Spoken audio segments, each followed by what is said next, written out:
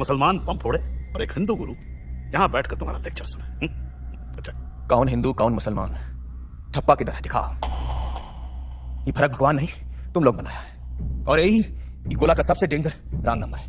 कुरान करीम की आयत है फ़अक़िम वजहका लिद्दीन हनीफ़ा फ़ितरतल्लाहि अल्लती फ़तरन्नास अलैहा ला तब्दील लिख़ल्क़िल्लाह ज़ालिका दीनुल क़य्यिम वलाकिन्न अक्सरन्नासी ला यअलमून।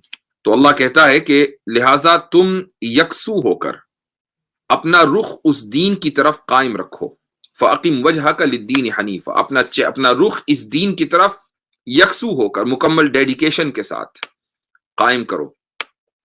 फ़ितरतल्लाहि अल्लती फ़तरन्नास अलैहा, अल्लाह की बनाई हुई इस फितरत पर चलो जिस पर उसने तमाम लोगों को पैदा किया है। तो देखिए यहां फितरत का जिक्र आया, अल्लाह की बनाई हुई फितरत पर चलो कि जिस पर उसने तमाम लोगों को पैदा किया। वो फितरत क्या है, यही आज का मौजू है।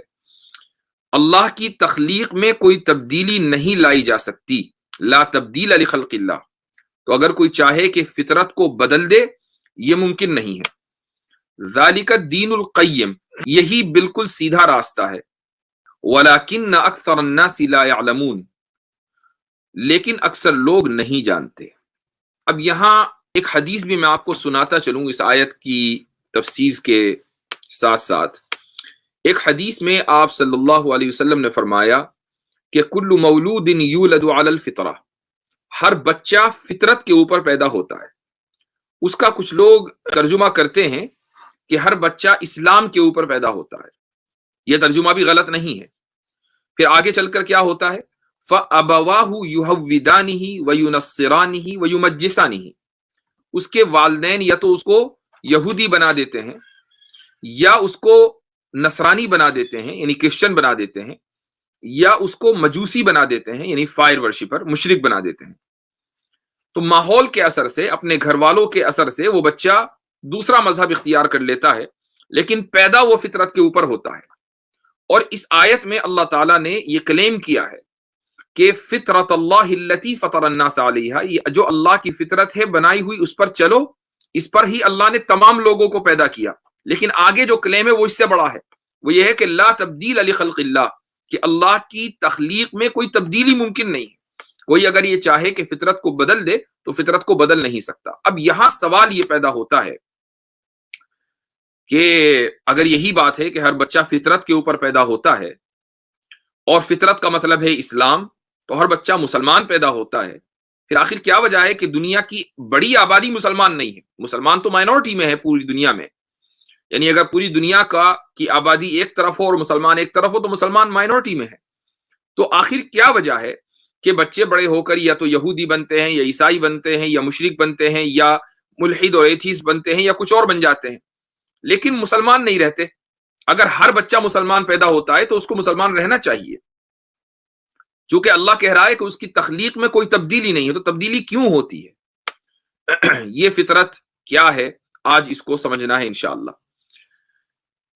फितरत दो तरह की होती है, एक इनफिरादी और एक ये जो पूरी ह्यूमन क्लास है जिसको हम ह्यूमन स्पीशी बोलते हैं, एक उसकी फितरत।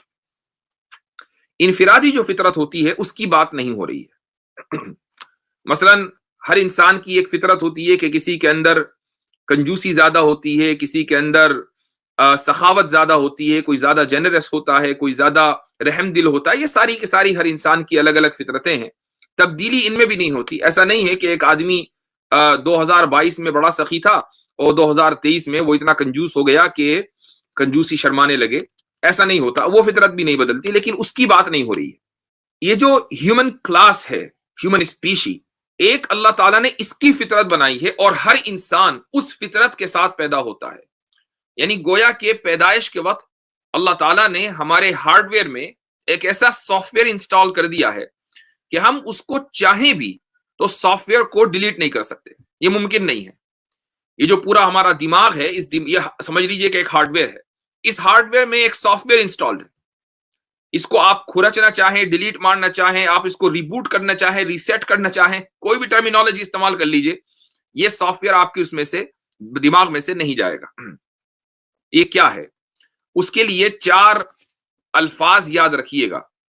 اور اگر آپ آج کے اس موضوع کو سمجھ لیں انشاءاللہ تو اس موضوع کے اوپر کبھی آپ کو پریشانی نہیں ہوگی. یہ بہت اہم اور ڈیپ فلسفہ ہے. تو پہلا جو لفظ ہے، اور دیکھیے جو چاروں چیزیں ہیں یہ چاروں کی چاروں چیزیں آبجیکٹو مورالٹی کے تحت آتی ہیں. یعنی اگر آپ کسی آدمی سے چاہے دنیا کا کوئی بھی آدمی ہو، مسلمان ہو غیر مسلم ہو، آپ اس سے پوچھیں ان چار چیزوں کے بارے میں کہ یہ چار چیزیں اچھی ہیں یا بری ہیں، وہ یہ اعتراف کرے گا کہ یہ چاروں کی چاروں چیزیں اچھی ہیں. کوئی بھی آدمی یہ نہیں کہے گا کہ ان چار میں سے کوئی ایک بھی چیز بری ہے، چاہے وہ ان چار چیزوں کو صحیح طریقے سے نہ مانتا ہو، یعنی اس پر عمل نہ کرتا ہو، لیکن بہرحال وہ ان کو اچھا ضرور مانے گا. ان چار چیزوں کے مجموعے کا نام ہی فطرت ہے. وہ چار چیزیں کیا ہیں؟ سب سے پہلی چیز ہے طہارت. طہارت کے معنی آتے ہیں پاکی. طہارت صرف اور صرف عبادت کی کنجی نہیں ہے. قرآن ایک حدیث ہے، نبی کریم صلی اللہ علیہ وسلم نے فرمایا کہ الوضوء مفتاح الصلاۃ، کہ وضو نماز کی چابی ہے. یعنی یہ نماز اس پر ایک ایسا لاک لگا ہوا ہے کہ اگر آپ اس کو اس چابی سے کھولیں گے تو تبھی کھلے گا، ورنہ نہیں.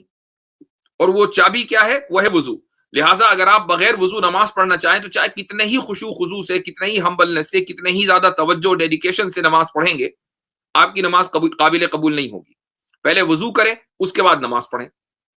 لیکن وضو جو ہے، جو ایک پاکی کی حالت کا نام ہے، صرف یہ نماز کی کنجی اور نماز کی چابی نہیں ہے، بلکہ یہ ایک حدیث کے مطابق آدھا ایمان ہے. آپ صلی اللہ علیہ وسلم نے فرمایا کہ الطہور نصف الایمان، پاکی آدھا ایمان ہے. شطر الایمان، نصف الایمان ایک روایت میں ہے، دوسری روایت میں شطر الایمان، آدھا ایمان ہے. اب آپ دیکھیں کہ دنیا کا ہر آدمی پاک رہنے کو، صاف رہنے کو پسند کرتا ہے. شاید ہی کوئی آدمی ایسا ہو کہ جو یعنی نمبر 1 یا نمبر 2 کرنے کے بعد، پیشاب پخانہ کرنے کے بعد اپنے آپ کو صاف کیے بغیر اٹھ جاتا ہو. شاید دنیا میں کوئی ایسا آدمی ہو. ہاں، لوگوں کے صاف کرنے کے طریقے الگ الگ ہیں. دنیا کی ایک بڑی آبادی پانی کا استعمال کرتی ہے، ایک آبادی صرف کاغذ کا استعمال کرتی ہے، یعنی ٹوائلٹ پیپر کا استعمال کرتی ہے. پہلے زمانے میں کچھ لوگ مٹی کے ڈھیلوں کا استعمال کیا کرتے تھے، پانی کی قلت تھی. لیکن ہر آدمی یہ چاہتا ہے کہ یہ جو گندگی میرے جسم سے نکلی ہے، اس گندگی کو میں صاف کروں. اس کا تعلق ایمان سے نہیں ہے کہ وہ اس کا مؤمن ہونا ضروری ہے تو ہی صاف کرے گا. غیر مسلم چاہے وہ کسی بھی مذہب کو ماننے والا، وہ بھی صاف کرے گا. اور اگر کوئی صاف نہیں کرے گا تو کم سے کم یہ نہیں کہے گا کہ یہ جو گندا رہنا یہ بہت اچھی عادت ہے، بڑی زبردست خوشبو آ رہی ہے میرے اندر سے. ایسا نہیں ہوگا. ہر آدمی اس کو برائی سمجھے گا. لیکن اسلام میں طہارت کا اس سے بڑھ کر ایک اور تصور ہے، اور وہ یہ ہے کہ جب جسم سے گندگی نکلے، جس کو دنیا گندگی مانتی ہے، صرف اسی وقت پاک ہونا ضروری نہیں ہے، بلکہ ہمارے یہاں اسلام میں ایک اور چیز ہے، اور وہ ہے غسل جنابت. یہ آپ کو غیر مسلموں میں نہیں ملے گا. غسل جنابت، جو لوگ اس وقت غیر مسلم میرے اس تفسیر کو دیکھ رہے ہیں، سن رہے ہیں، میں ان کے لیے وضاحت کر دوں کہ ایک انسان کو جب ویٹ ڈریمز آتے ہیں تو اس کے بعد اسلام میں یہ ضروری ہوتا ہے کہ وہ غسل کرے. یا اسی طریقے سے اگر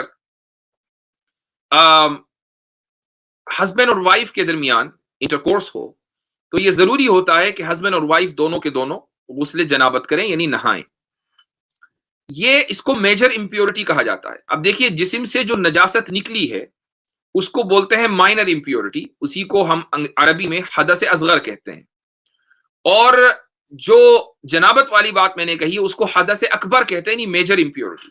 یہ تصور اسلام میں ہے. آپ دیکھیں گے کہ بہت سارے لوگ ہیں کہ اگر ان کو میجر امپیورٹی ہوئی، یعنی مثلا ویٹ ڈریم آیا، تو انہوں نے اپنے پارٹس کو دھویا اور دیٹس اٹ. اگر ان کو پاک صاف کرنے کی نوبت بھی آئی، لیکن وہ اس چیز کو ضروری نہیں سمجھتے کہ نہانا ضروری ہے اور نہائے بغیر وہ پاک نہیں ہوں گے.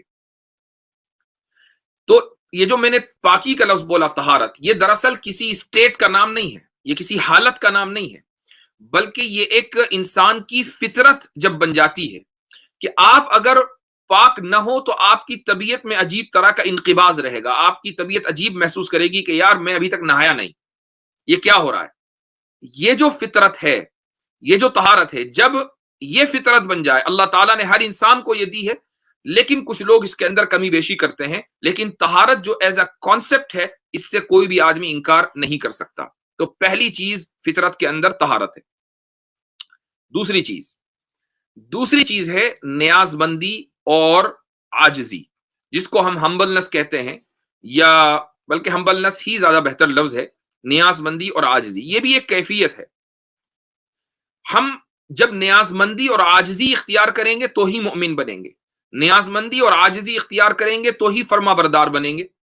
اب آپ دیکھیے، کسی بھی انسان سے آپ دنیا میں پوچھیں کہ اطاعت کرنا یعنی کسی کو فالو کرنا، کیا یہ اچھی چیز ہے یا بری چیز ہے؟ وہ یہ کہے گا کہ یہ ڈیپینڈ کرتا ہے کہ آپ کس کو فالو کر رہے ہیں، لیکن بہرحال فالو ہر ایک کو کسی نہ کسی کو کرنا پڑے گا. اب آپ تصور کریں کہ دنیا کا ہر آدمی کسی نہ کسی چیز کو فالو کر رہا ہے، یہاں تک کہ جو خدا میں یقین نہیں رکھتا وہ بھی فالو کر رہا ہے. کس کو فالو کر رہا ہے؟ وہ اسٹیٹ کو فالو کر رہا ہے، وہ لوکل لاس کو فالو کر رہا ہے. ہندو ہیں مثلا، وہ ہندوازم کو فالو کر رہے ہیں. کرسچنز ہیں، وہ کرسچینٹی کو فالو کر رہے ہیں. یہود ہیں، وہ یہودیت کو فالو کر رہے ہیں. اسلام میں مسلمان اسلام کو فالو کر رہے ہیں. ہر آدمی کسی نہ کسی چیز کو فالو کر رہا ہے. یہ ممکن نہیں ہے کہ آپ کسی کو فالو کیے بغیر اپنی زندگی گزار لیں. تو جب آپ کسی نہ کسی کو فالو کریں گے ہی کریں گے، تو بجائے مخلوق کو فالو کرنے کے آپ خالق کو فالو کریں. ہر انسان میں اللہ تعالیٰ نے یہ انسٹال کر دیا ہے کہ وہ کسی نہ کسی کو فالو کرے گا ہی کرے گا. لہٰذا بہتر یہ ہے کہ وہ خالق کو فالو کرے، مخلوق کو فالو نہ کرے. یہ دوسری صفت ہے جو ہر انسان کے اندر پائی جاتی ہے، اور کوئی بھی آدمی اس کا انکار نہیں کر سکتا. اور اگر کسی آدمی کے اندر یہ صفت پیدا ہو جائے کہ وہ صرف خالق کو فالو کر رہا ہے، اپنے بنانے والے کو فالو کر رہا ہے، تو اس کو ملائکہ جیسا بننے سے کوئی چیز روک نہیں سکتی. اس کی وجہ یہ ہے کہ جو ملائکہ ہیں، فرشتے ہیں، وہ بھی مستقل خالق کو فالو کر رہے ہیں، اپنے بنانے والے کو فالو کر رہے ہیں اور اس کی اطاعت کر رہے ہیں، اور ایک لمحے کے لیے بھی وہ اس سے بے خبر نہیں ہوتے. تو اگر انسان بھی خدا کو ہی فالو اور اطاعت کرنے لگے اس کی، تو وہ فرشتوں جیسا بن جائے گا. فرشتوں جیسا بننے سے کوئی اس کو روک نہیں سکتا. یہ دوسری صفت ہے.